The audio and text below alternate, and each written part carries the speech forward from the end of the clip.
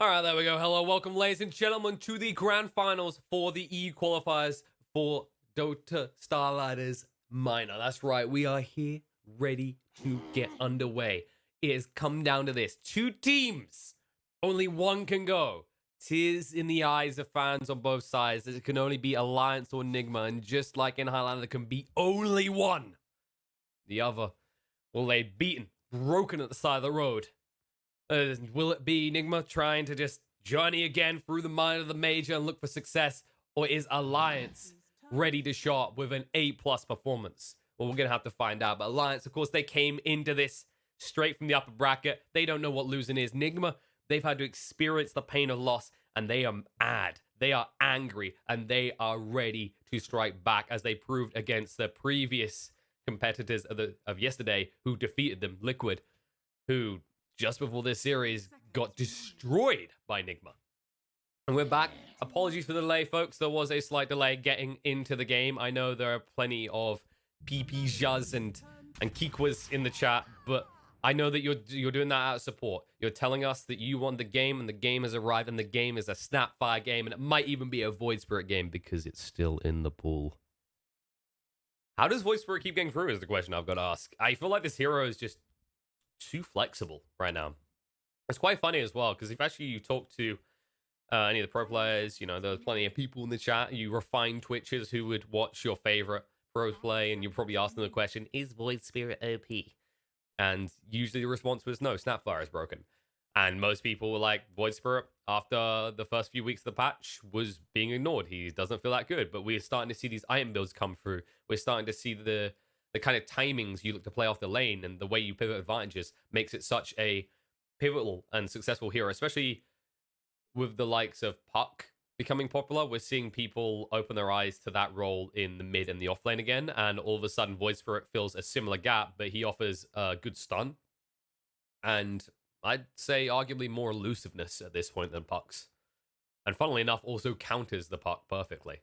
But Alliance, and they're opening this up. They're definitely seeing here, they're plotting out everything they want to do, and they'll immediately go into the Bat Rider. Seeing the Nyx has been banned because Nigma wanted the Snapfire, they take the advantage of picking up the Bat Rider, which is usually also countered by that Nyx, and immediately get this Shaker as well.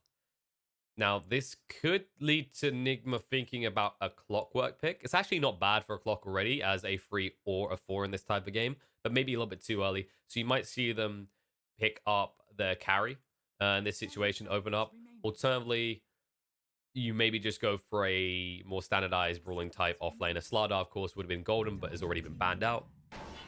Oh! Bathe in the glory of Clockwork.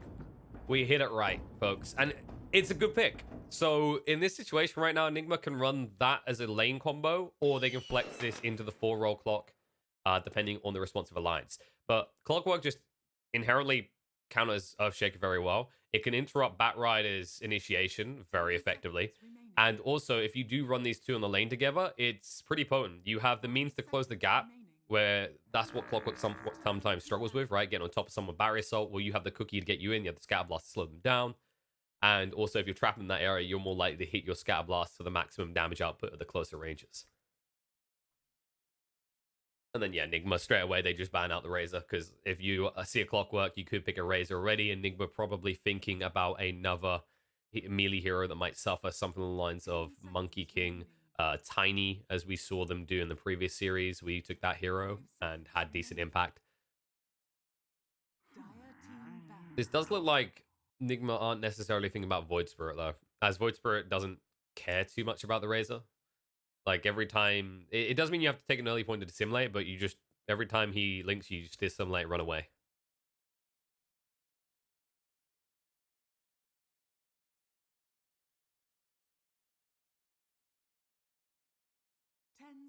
Remaining. Let's see what they want to do with the bans. A little bit of respect also given by Alliance, actually banning out the Darks here in this one.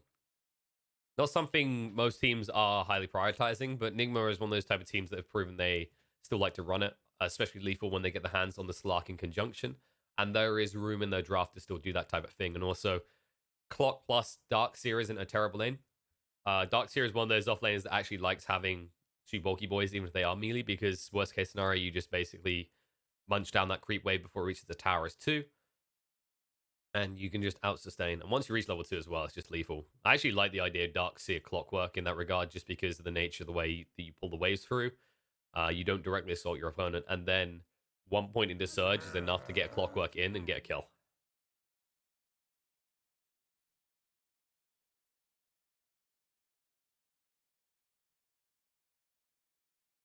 Actually, we're going to see the Bloodseeker ban coming out from Nigma, so they could be looking at something along the lines of the Pangolier. I don't think we've seen them play it so far in this qualifier. 10 seconds remaining. It could screw with the Bat Rider, but the Shaker, of course, is always a deterrent because the fissures can screw you over. But you can, like, a good Pangolier player adjusts, right? He sees the fissure and he sees that as an opportunity to play bouncy ball with himself.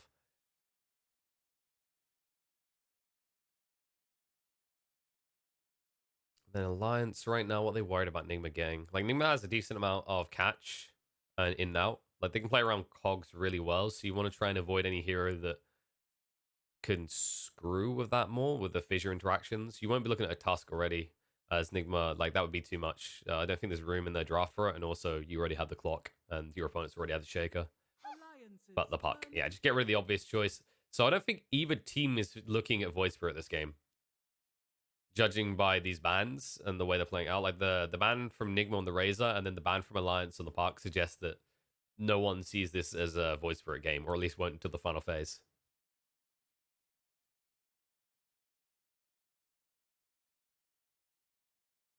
Seconds remaining. Right now, Alliance, do you need some damage?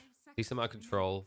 I think the best way they can open up this second phase is just maybe go for your carry or your mid. Depends what you want to leave till last. I think they could just try and give Limp his hero now, whether it's something like a Pugna set pace, which against Clockwork, not so good, or Dragon Knight / DP. Although I've said this before, whenever I see DP, I want to see a double minus. I want to see something that gives minus armor in the lineup to really enable it. But they give the Lich. So they will just, yeah, they'll pick up the support situation. And right now, Alliance have 3 heroes that could all be supports. There's Nigma open up the Slark, despite the fact they can't get the Dark Seer. It's actually a pretty decent lane with the Snapfire as well. The slows, the control, the follow-up as well. Like, you pounce, and then after the pounce ends, you can cookie, or you can cookie into a pounce follow-up because it's a little bit more reliable. Grandma's scary. I can't say there's enough. Like, I think in the current iteration of Snapfire, there isn't really a lane where she feels bad.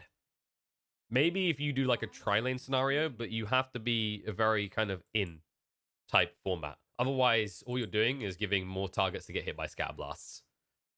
I'm loving the fact this hero is getting a lot of experimentation though right now. I do hope that whatever they do with Snapfire, the fixation still stays around the cookie. I think the cookie is the most interesting aspect of this hero in terms of game mechanics that we have. And it used to counter this guy's came up here. And they go the Omni Knight. Okay. Well, that's one way to deal with the Faceless Void. It's almost like they're anticipating it. I mean, you are playing against Alliance, right? And like, if there's one hero that Nico Baby loves to play, it's going to be Faceless Void. There's decent combos for Alliance because they do have the Lich Ping Pong Ball. I think right now, they probably just want to round this out with someone that can frontline. Because right now, you've got this Void who's going to be standing ahead. And, well, no one else on the team can really back him. Like, you can protect him with a Lich, with the Frost Shield, but you actually look at the way that Nigma's draft plays, you don't necessarily have the lockdown to hold in place because of this Omni Knight now. So what you really need on Alliance is something that can actually frontline alongside you. And they get rid of the Void Spirit. We said it would be ignored to the final phase. And actually you are at a stage where it could be pretty lethal. It could actually screw over Void in his own Chronos very easily. The pace at which the fake Void, not the real Void of Faceless Void, the pace that Void Spirit plays at really screws with Faceless Void, as the Faceless Void doesn't really want to get BKB until like 3rd item per se. And given your slower rate of farm early on, that gives Void Spirit free reign for like 25 minutes. And we've seen that in most cases, games are almost decided by that point, right? Without excluding big comebacks or insanely close series, obviously, like most games are defined by the rotations you see between around the 20-25 minute mark in the current meta.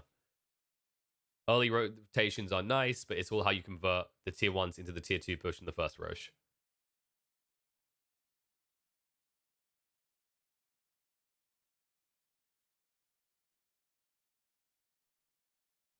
And final ban for Nigma, like, what do they need to fill? Like, what gap are they worried about? I'm trying to think out of the mid what you'd really be playing. This is based on what Nigma want to pick really in their mid. But things you're worried about Alliance maybe pulling out, a Death Prophet could be decent here. Although, I don't know, Nigma is still pretty bulky, and I don't know if the DP damage is enough, and then that puts you on insanely high cooldowns for your Alliance. I'd like to see something that sets a bit of pace, something that doesn't feel restricted by the big ultimates and can play outside them. Things like Templar Assassin come to mind. Of course, TA would suffer a little bit against the Guardian Angel threat coming out from the Omni Knight. It would be the safest ban. But yeah, I don't think it's the immediate thought Alliance are having. This definitely isn't a Timber game. And they get rid of the Huskar. So they're just removing a little bit of cheese potential here. They'll go for the Ember themselves. I don't know if Alliance... I wouldn't say they go for something like a Meepo. I think Meepo could get roughed by Snapfire pretty hard. Also, I don't think I've seen Limp ever play Meepo. I don't want to say ever, but if he did, it's been a long time since I've witnessed it. So I don't think we're going to get a cheese pick necessarily. I don't think you look at Broodmother in this game either. There's just too many ways to like kill off your little babies. 5 seconds remaining.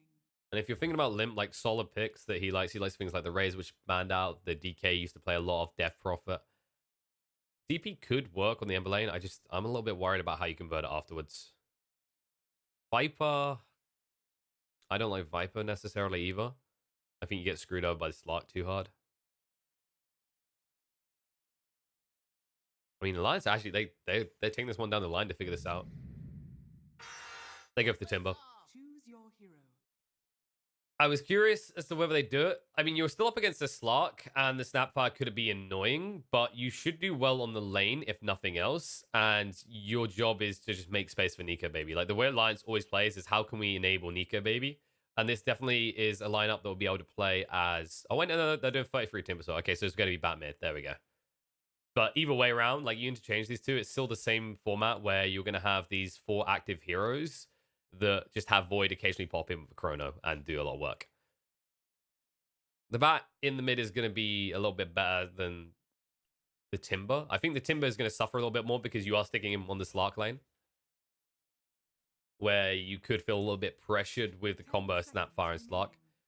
Although Shaker can alleviate that pressure. It's just a matter of when he leaves. Expect Hanskin to maybe hang around until Timber's about level 3, and then he'll look to rotate towards mid before we hit 6. That's the critical point, because that's when you can easily kill as this Bat Rider.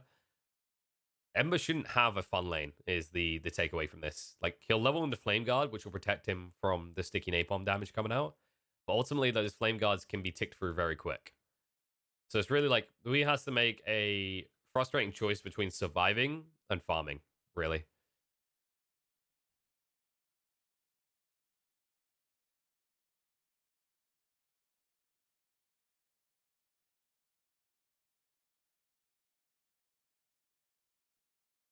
So, just waiting to get into the game. Those are your drafts. This is a best of 5 for those that had nice little pips on the side.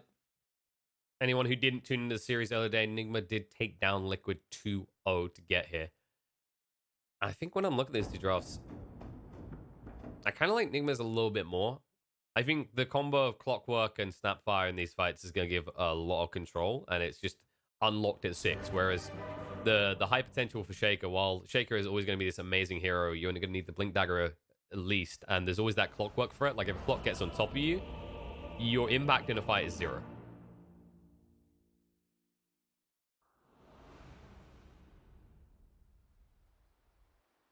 All right, let's get underway with it.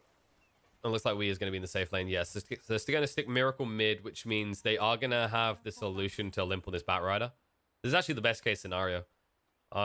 It's why I'm a little bit surprised they didn't go with the Timber per se, and then just try and get the Ember matchup, which they are going to achieve, but it means that you're going to have a Bat Rider in a high priority position up against a hero that just counters it. Doesn't care about the sticky napalm spam.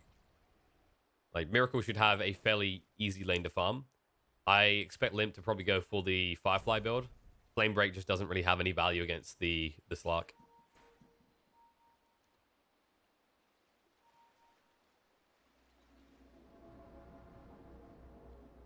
You actually already see there's a little skirmish up the top. Just trying to get the vision and then get the control.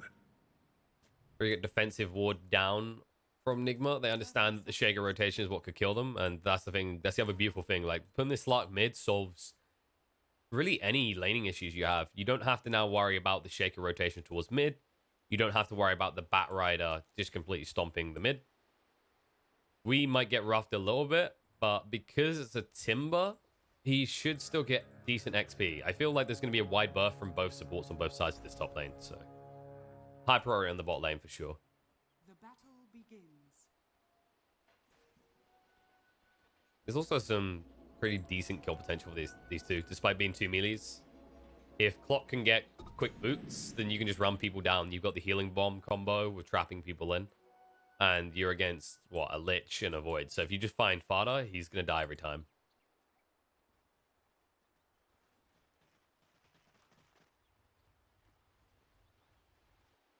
Same time, you can't go on Nika, baby. He should be pretty free to farm here. I'd like to see him grab a casual Glove of Haste, at least one. We've seen this done a little bit in the qualifiers, especially for the major. A lot more by the players in their pub games experiment with it, because, like, cost efficiency, Glove of Haste is one of the best items in the game right now. And if you are talking about a hero like Void that's relying on this passive bash, it's so important. Which, by the way, GH is in trouble to this Void without bash. Time Walk to just chase down, and Fada with the spam up for Frostblast gets the kill. This is why we see Clockworks try and start with something like a Windlace usually. Boots is also nice. It can just be really frustrating against heroes like Lich, and Miracle is getting rough hard. He actually might be... Oh, the play! 33. They switched up the lanes, and he just got completely and utterly outplayed with that tree placement. Beautifully done by 33. Netta gets himself a solo kill on this Slark. Oh, that is beautiful to watch. That's what you want to see. Although, not if you're an Nigma fan. And now Lim, he's tanking the whole tower here. He needs to get aggro off him. It's not about hitting anymore. And there is the fissure block to ensure they get the kill. He'll go down. Lim will die for it, but he'll be happy with that trade. Even if he is dead a little bit longer. And things going well for Alliance at the start of these lanes. 33 getting this solo pick really changes the dynamic of this lane. Like, he's playing it so on the edge because Miracle could easily just kill him in return. It's that volatile. Because you have to remember, the way that Essence Shift is working is it's basically pure damage. But I think the window is going to close fast. So once you have 2 points of reactive armor, all that Miracle is doing is healing you to full quicker when he's taking all of this stat away from you. Right? When he's reducing the amount of health you have, great. That means these fixed number reactive armor stats are going to be better. I think Fada's... Yeah, GH needs to be saved right now. Mind Control is coming in, so he'll keep him alive. But this Lich is doing a lot of work. Fada has just made such a great transition into the 5 role. It feels like every time I watch him, he's growing more and more. He just understands the limits of his supports a lot better than when he first started. His warding is getting... so much better than it was at first. I remember when the Alliance stack first got together, they didn't really ward actually at all. They just aggressively played into the enemy's jungle, and that was it. Nigma at the same time definitely looking a lot better than yesterday. And usually it comes off the back of Miracle having a good start. So it's crucial that he doesn't die again, because I think Nigma, when you look at both their victories, the key factor was that space was always made for Miracle, and Miracle always got a ridiculous abundance of farm. So it'd be nice to see them actually like be able to give a wider berth. I'm a little bit concerned when I look at top and I see that the Kuroki is already a higher level than we. Because usually the catch with running Ember on the out lanes is you want to give him a wide berth. You want to stay far away, out of XP range, so he can just soak it all in. That 6 is so crucial. Miracle, he already used the pounce. 33 is just going to be able to kill him. There it is. Cheeky tree goes down again. That's the second kill with a rotation from Hanskin. And they had vision on this, but it was too late. He'd already used the pounce. Meanwhile, top, Lim just walks it off. This kill actually gets harder now, because he'll probably go for a second point of Firefly next. Maybe, in fact, you just stay at 1 and go 3 points to Sticky Napalm, because then they feel too scared to attack you. And they know that we has gone for a 1-1-1 build, so his Flame Guard does nothing in these fights. Right now, what you need is you need your Clockwork to rotate. And GH is just stuck on Rune Guarding duty at this moment. The question is, where does he rotate? I think top is actually a good opportunity to kill. You maybe just wait another level or two so that Limp is more value. I don't think you can rotate towards bot. It's just an awkward lane because there's always the time walk away, and killing the support alone isn't worth it. This is actually the good thing about alliances out of lanes. Their cores are not easy to kill if you're Nigma. Even mid, right? Even though it's Timber mid, and if he plays too far up, he hasn't got trees to escape. It's a very scary lane to try and approach now that he has 2 kills under his belt.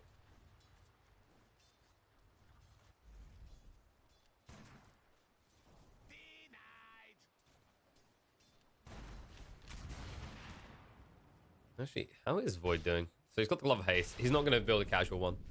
He went for the Uv instead. This is a totally fine play as well, as it just completely screws the Omni Knight that's been left solo over. Like, if he got bashed again there, it's 100% kill. And he's already low on mana. He's just forced to keep burying mangoes. Like, the best thing that mind control can do is exist. Meanwhile, kill in the top and in the mid. Well, it's getting volatile again. They almost kill each other. This is literally just a race now. Whoever hits 6. Now 33 can just do what he wants. There you go, and he knows it. He's actually out of mana, so he'll back off. But if he just brings out some more regen, Miracle's just a guaranteed kill. But right now, this is looking always Alliance. So how does Nigma start to turn this? They have powerful 6s. This is a good way to turn it, though. However, the turnaround opportunity, 33 just going to tap down Miracle, can't hang around. And not even 33 because of GH. He's going to stay on the creeps, though, so GH can't do the damage. Creep to your friends when you're playing a Timber. Not so much when you're playing the Clock. And now just the movement in Hanskin. Not able to get the stun. But the pressure just keeps mounting on Miracle. The Lions have reached this point where their outer lanes are self-sustained. The Bat is just going to farm, inevitably. Nika Baby is not going to be hard pressed by this Omni Knight at this point. It's actually a beautiful choice to just go like this. CGH is just going to die. I actually love the way that Alliance are just leveraging this advantage in the mid.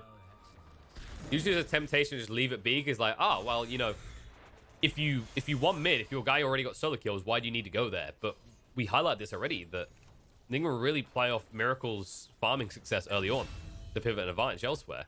And now they're just losing heroes casually. Limp just got a solo kill top. That wasn't even with a lasso. Even if he dies for it, you don't mind this. I mean, Kura should be able to chase him down, but he's just out of range. He's actually going to get away with this by the looks of it. No, there it is. Push away. Oh, he can't get the Scout Blast just in time. That was close, though. That's max range. Meanwhile, in the mid, GH doesn't want to be here anymore. You can already see that Miracle has gone deep. Now he doesn't have the assistance of the Clockwork, though, and the Shadow Dance out won't change what happens next, or will it? 33 once again out of mana. 33. He needs to be a little bit careful. This is going to back up. We does arrive. And the Frost Shield will go out. The Root doesn't do anything. They're just here to stem the bleeding again. And now you're bringing both of your big cores that are meant to carry later to the mid lane just to survive, and that leaves one big late game core farming. Nico Baby, who is now 40-13 on CS. Dire's top tower is under attack. There we go. It's a level 6 bat. You can't even stand close to him because he'll just lasso you. I think once he hits 7, it's probably another point in sticky napalm, and you just don't want to be in this lane. You need to so badly, though. Like, there's nowhere else you can go. You don't. If you, as the Ember, go mid to try and recover, you'll die to 33 instantly as well. So it's just them stemming the tide. Once Nigma hits 6, they have an advantage over Alliance when it comes to support comparisons, as Nigma's 6s are just easily usable. Hookshot, kisses, while the other side has an Echo Slam. You don't have a blink, nowhere near one, obviously, at this stage of the game. And Chain Frost, while good, relies on the Chrono.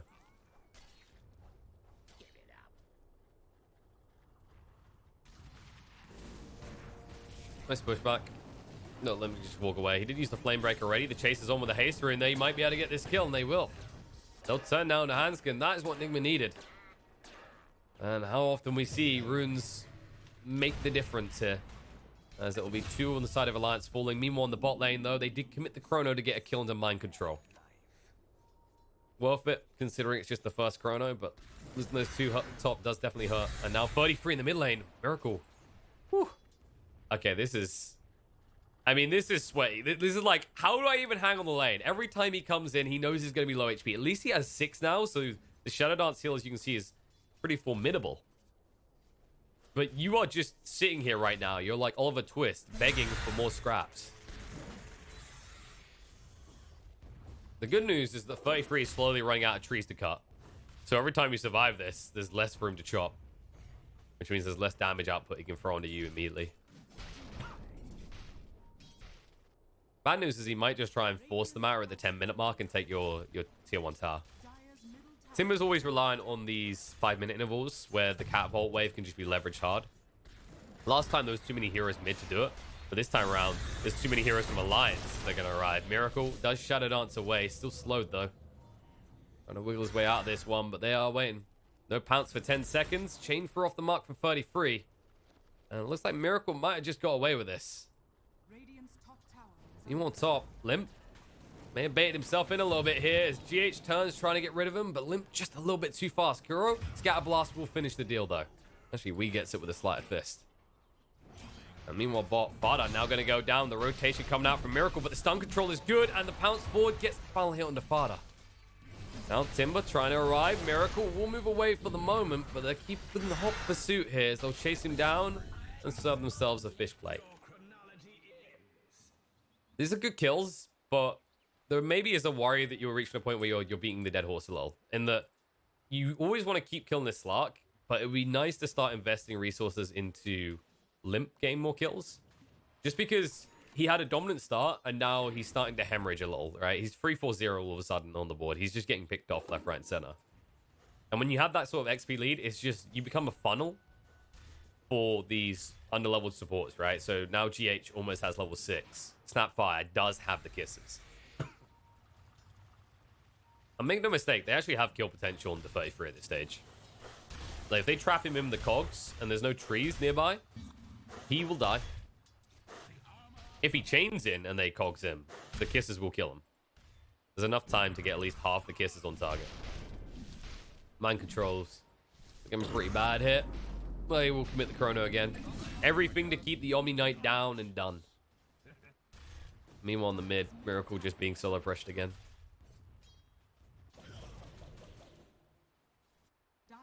So now that they've got these ultimates online, the question is, where do they make rotation? I think it is about this Timber that we were just talking about. And actually, if the creeps weren't in the way, GH would have had to play. He'll go now, but 33 can just escape this. Chains out. I think they jumped the gun a little. They actually need to maybe bait with Miracle. If they can get 33 to die for Miracle, which he will, he's been doing it constantly, then you can just punish him. But now that you don't have the hook shot, you kind of have to wait around. Luckily, it's a low cooldown. Only 45 seconds to wait. But then you need to make a worthwhile play. You can see Kuro didn't want to do the kisses from the range. You want to be maybe like a screen away maximum just because of the distance it has to travel. Means that you're less likely to hit. Even when you do have them trapped in, it gives them more time to escape.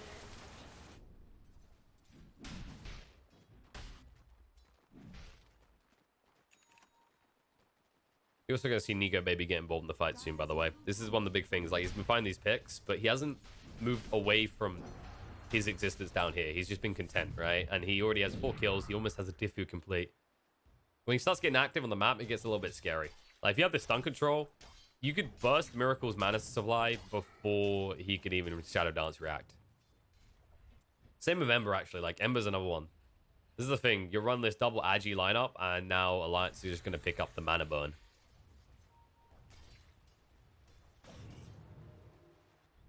They've also given Limp the free lane top now. So they decided to switch it up. I think Miracle's maybe either going top or just going to farm jungle. I think going top could be rough as well, just because Limp, while they have killed him a little bit, he's not down and under. He's definitely in this game still. But GH is not feeling this game anymore. He made another... That was another play? I think he hookshot Nico Baby of all people. I just don't think that's a kill.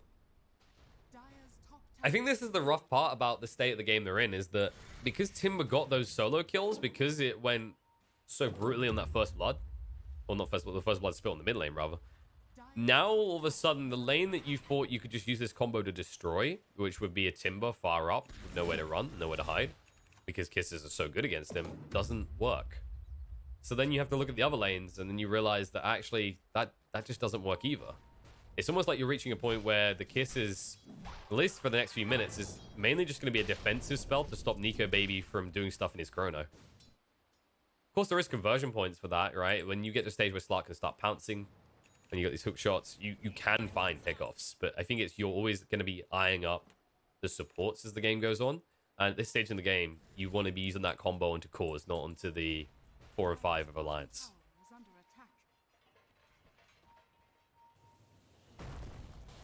Fissure off the mark.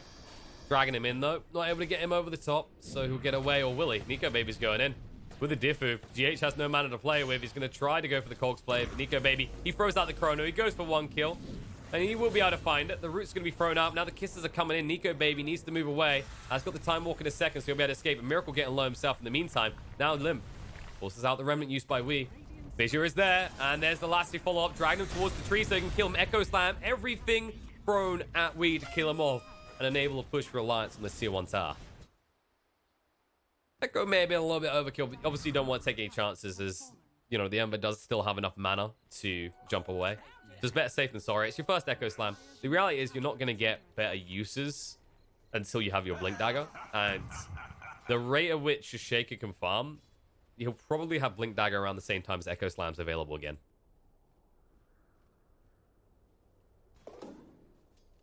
And to the credit on the side of Nigma, they are keeping the gold even here. It's only a 1,000 net worth lead for Alliance, despite what has looked like quite a bullish lane, right? With the Timber being so out of control, the back runner getting a good start, then bouncing back against him, but then especially the Void just farming to his heart's content. Now oh no. He's not even got the mana anymore. They throw out the Chain Frost, everything to make sure he goes down quicker. I think Wii is just too unleveled. You need to give him the safest farm. And, I mean, with your tier 1 still standing here, you could argue that is the safest farm, and yet he still dies. Limp won't go down in the meantime. 33 will zone the rest of the side of Nigma away. 3-on-1 scenario. He likes those odds. And Miracle, he's actually going to go in for this kill. Limp's still pretty tanky, though, and Miracle needs to actually escape quickly. GH trying to cover him with the barrier assault. The tree does get chopped down before he could get it, though. Miracle actually cut the tree just so that 33 couldn't finish him off. In the meantime, you will see Mind Control and Limp go down. The chase is still on. 33's not done. Miracle needs to hide for longer, and as that's happening, Fada does get picked off by Kuro on the backline. Jump out, Nico Baby does use the time dilation, and Miracle is going to be bashed up and killed off still, so it's a double kill for the Void. Nigma still make trades, and they made the best of a bad scenario once they dove in. Especially that cute little play coming out from Miracle to cut the tree that would have killed him straight away. Bought himself enough time that Kuro is able to get some XP and gold on the back line.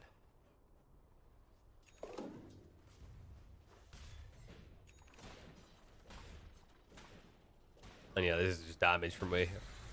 I'm actually quite glad he's not going for a Maelstrom build. I think Maelstrom in this type of game, like with the volatility, with the way this is starting to ramp up, because we just had a 1 now to 3k net worth lead all of a sudden. If you go for some greedy, I want to farm type builds on this Ember, you won't get the space. I mean, it's already been proven if he tries to split push out, he's going to die. So he's forced to fight.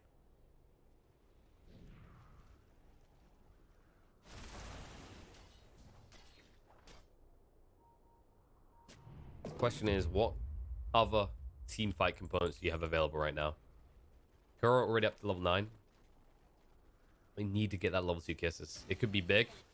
It's just an awkward investment because while the kisses are strong at that point, you are going to have to invest all that XP in a long cooldown spell. Right, 110, right? Yeah, that's painful because if you miss the mark and you don't have the best setup in the world, then everything goes wrong. We already mentioned how elusive alliances cause are for things like the clockwork. But if you can hit some chains, there it is. Hook shot in.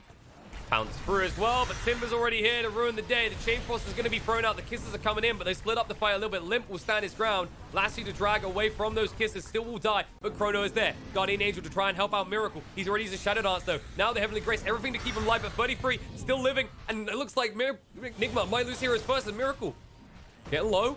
33 actually not able to stand up against this, and we the one who strikes back because he's already got a double kill. His name, Alliance have lost 3 heroes. Nico Baby is still looking healthy, but he may need to leave soon. He'll go in. There's the Echo Handskin, buys enough time, but Miracle is still living, and the chains come out. Void, he's baited off more and been off more than he can shoot. Tries to move away. The chase is on with a pounce. The Remnant Horde as well. Nico Baby will take another one of the Great with him, but he's also going down. The Void is dead. Long live the fish. As they are able to get the biggest kill possible on the board. Everyone on the side of Alliance gets wiped. A 3,000 gold net worth swing towards Nigma. And a much needed point in this game as well. It looked dicey for a moment as well. But the way that this fight gets separated, you just aren't addressing the Omni-Knight issue, right? Like, you beat the crap out of him. You put him on the ground. You beat him time and time again. It's not looking like a great game for Mind Control. But no matter how bad things look, right, in his moment of struggle, in the flashbacks he has of the pain he's experienced in this game so far, he remembers that he just presses R has a little smile come over his face and then laughs as Void can do nothing in his Chronos. Another pick off on Limp again. Radiant's middle tower is under attack. Excuse me, guys. Whew. But now the dynamic of the game completely changes. And 33 needs reinforcements right now. He's down to half HP already. They're going to come in. Yules, Chain Frost, Vicious Stun as well, looking good. The turnaround opportunity. Mind Control already low. We'll be able to move away for the moment. Nico Baby chases them, finishes him off. And Kuro, he's in trouble. The Chain Frost bounced back from the creeps. We needs to move away with that final remnant. Too slow. They thought it was an easy kill. Timber baited them in, down to half HP. It looked so good, but the fissure was even better. And Hansker's not done. He's got more fissures to follow as he connects on the GH as well. The stun follow-up is there. They'll move away from him as he wants to turn around. They know Slark is in the neighborhood. So they'll just waste GH's time while the rest of the members of Alliance keep farming up. And it won't be the same sort of gold swing. You won't see a 3,000 gold swing off that fight, but it stems any sort of momentum that Nigma was suddenly building up. As they can't take the tier 1 tower, they cannot take the head of 33. That pesky goblin will live to fight another day. Courtesy of these beautiful double braces. He's going for the halberd as well. I actually love to see this. I think there's a temptation whenever you play a hero like Timber to get stuck in the rut, right? Where you build the same items every game. It's like, yours is great. Lotus could be good depending on the game, but you're thinking Bloodstone, maybe a pipe. Halberd, though, in this game is amazing. If you remove Miracle's impact, then it's almost just the same as what happens when Mind Control uses Guardian Angel. Only difference is one is a much, much lower cooldown and only has to hit one hero. The other requires good positioning from the Omni Knight to save the day. Booming in. Nico Baby doesn't want to use the Diffu just yet. And they could just chrono this up, but the Shadow Dance has already come out, so they're back up for a moment. They're holding that chrono. They want the two-man opportunity. The hook shot's going to come in. Control up the faceless Void. GH wants to make sure that his team is safe, but Nico Baby chases through, sees the opportunity to kill off the Clockwork. I'm not sure if he totally needed to die for his team, but better safe than sorry, as Nico Baby did have the opportunity to keep moving forward with the Time Walk. The fissure, just a tip, connects on the Kuro. Time Dilation comes out. They see the easier target, and they'll take out the old lady on her dragon. Not done just yet, though. Limp. Chasing in, give him vision on the Mind Control. He's used the Heavenly Grace on himself. He will die as well, and this should be the tier 1 tower afterwards. They don't need a creep wave for this. Meantime, there will be some chip damage done on the mid. Ember didn't bother showing up the fight in the end. He saw how bad it was going. The important part is they got Miracle out, and he keeps on farming, and he needs to farm quicker because this lead is being maintained by Nico Baby right now, and he's going towards a butterfly next. I actually love the fact that you got a Manta this game as well. BKB is a great item, don't get me wrong. The hook shot's still a little bit concerned though, and your bigger focus is how do I just get rid of all that mana? Because when you look at all of Nigma's heroes, they are so reliant on their mana to survive, right? The remnants coming out from the Ember is important. Most of his damage actually comes from his spells at this stage and throughout most of the game, actually. Slark, if he doesn't have the mana to Shadow Dance, you're killing him 100% every fight right now. Omni Knight, Guardian Angel, you know, you've got so many good spells you want to use, and your limitation is your small mana pool. That's why he's got a 1. That's why he's got this Soul Ring, and you have those Arcane Boots. But if you think about it, Nico Baby, if he just bashes you once, and with the Manta illusions out, it's half your mana gone, roughly, straight away.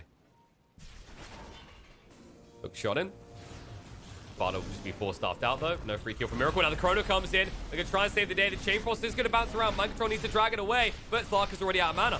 Trying to move away. Shadow Dance out in time, and now 33 zone the rest of the way, but the Diffu's going to come out on a limb, trying to seclude him from the fight. Echo Slam in. Kisses still stacking on top of him right now, and we trying to move away, but the Sister Gaze is going to be there, and he's going to go down alongside his Clockwork. Now the chase is on. You need to get everyone out on the side of Nigma, but Miracle is already out of mana, has got a big 1 to work with. He will wave it around to get that mana back, but the Yules buys enough time that reinforcements do arrive, and he cannot pounce out. He tries to move away. Nice cookie into the pounce play. Coming out from Kuro will save the life of Miracle for only 2 seconds, though. As they continue the pursuit through, they'll find the kill. Kuro's going to be chased onto next. They decide it's not worth the dive, though. They back off. Another amazing fight coming up from Alliance. The way they split that as well, that the Chrono, he knew what was going to happen with the Guardian Angel, but the difference between that and the fight that happened bot is that 33 is much better positioned. He's in support of the maneuver instead of just trying to split the fight completely. He splits it the close members away. right? You have to consider how discombobulated the bottom fight was for Alliance, right? Where Limp is far off on the left side, 33 has to drag far right, and the chrono comes as a reactionary thing. In that situation, it's an active move, and you know what's going to happen next, but the mana burn is important. And even with that one, even with the Shadow Dance going off, they still have the chase potential, because at that point, every resource Enigma is invested into protecting the Slark. There is nothing left to keep we alive. That is we in the player, not we as in the queen. And you can see he's just rushing a BKB, but here's the thing. Once you get that BKB, you probably just get chronoed.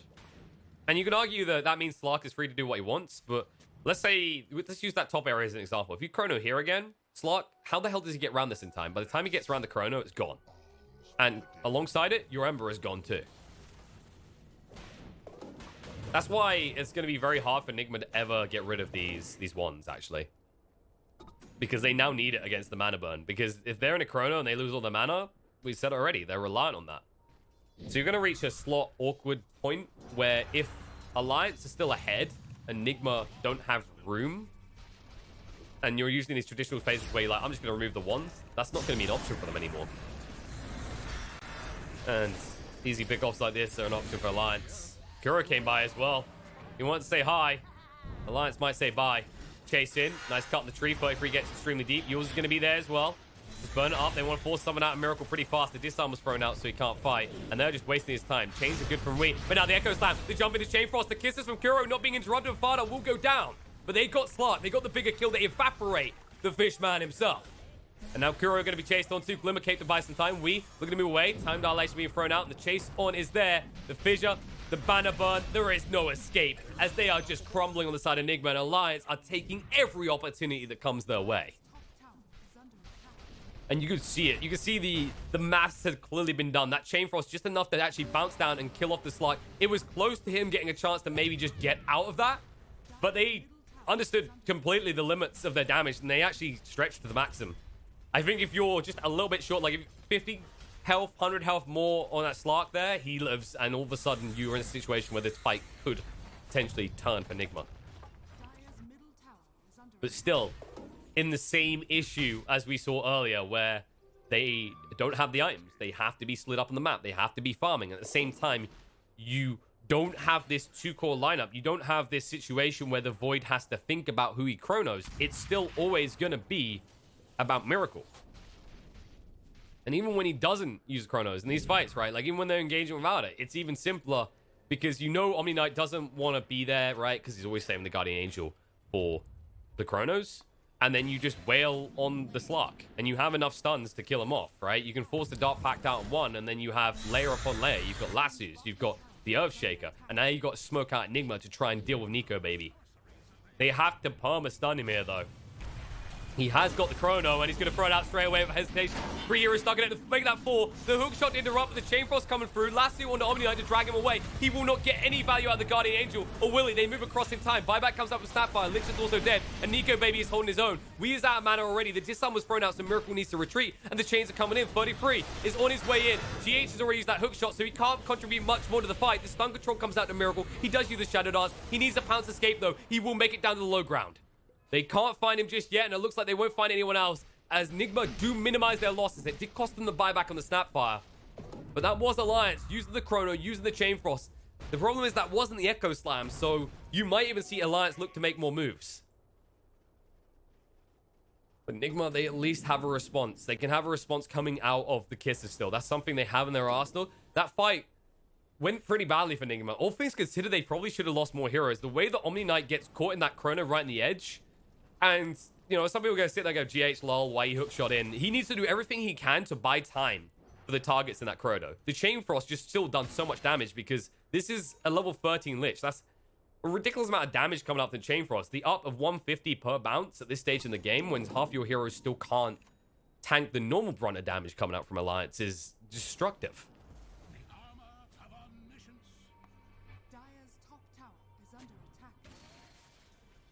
And now movement in Miracle. We'll jump onto Limp. But Limp is playing around these choke points, around these high grounds where they can't play into them. And now the jump in. GH is already gone. The cookie won't get him out, but it'll start face forward. Hanskin coming in with a save. The Pigeon interrupt the kisses, though, and straight across onto Kuro. They want to get that dieback out of him. He's gone. Buyback comes out from Clock. Trying to arrive. Has got the hook shot. Is holding on to it. Hanskin buying time. BKB gets activated, but the Chain Frost won't bounce. Nice dodge out from Wee, but Miracle's left behind. They need to get him out right now. Used to buy some time so they can actually stack on top of him, and he's going to go down, or is he? No, the heals, last moment, getting him low, and he's still dead. They couldn't keep him up alive. They're going to lose mind control because he focused all heals onto the Slark, and they're going to lose more. As GH, this is going to be his dieback as well, so it's a double kill for 33.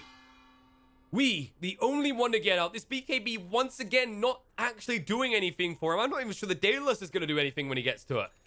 He can't even go for some sort of cute Divine Rapier play in this type of game, because then he will definitely get chronoed every time. And instead, now Nico Baby just solidifying this lead. 16,500 net worth lead at the 30-minute mark. Closest competitor from the opponents, 11,000 on Miracle. This is the man who's been farming amazingly well today, who has been the dominant force. And because of this start on the laning fight phase and how well it went for 33, you just haven't seen him pop off. And in comparison, when it's Alliance you're talking about, it's always about Nico Baby. How do you give him a good start? How do you get him on this gold? When you force so much attention to the other lanes and you leave an Omni Knight alone against the Void, it is not going to end well. Now, Nigma, they need a solution to this. It's a 40,000 net worth lead. It's an Aegis in the hands of a Void, and he still has the Chrono to play around. He's ready to go. He's ready to rock.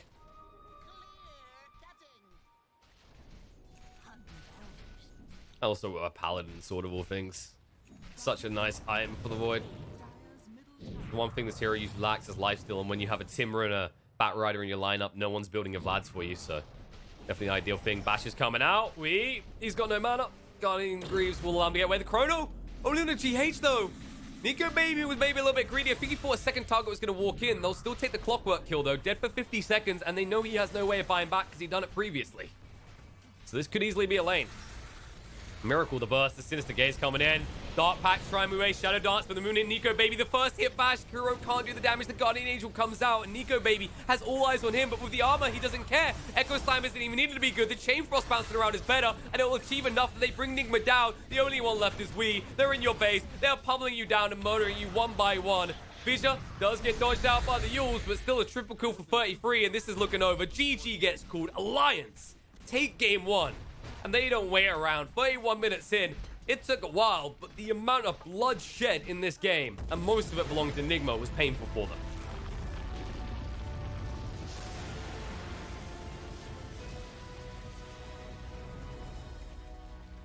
I think we kind of highlighted the issues, right? Like where this went wrong is it definitely comes back to that mid lane, right? And the Timber pick was just so good. We kind of highlighted this a little bit in the draft, is they were kind of asking for it to an extent with the opener that this sort of play maybe comes out. They, on the side of Nigma, going for this Clockwork seemed good in actuality, right? Because you're countering out against the Shaker, I believe it was in the first phase. Lich can get roughed a little bit by it. You can seclude the fight, and it gives setup for things like the Snapfire. But the reality is, like, we didn't get to see GH at maximum impact. It took him a while to find a lane to gank, because of how rough mid went. Once you start seeing that lead, you're talking about two sides that have fours that can rotate mid very early on, right? And they can net kills on either side.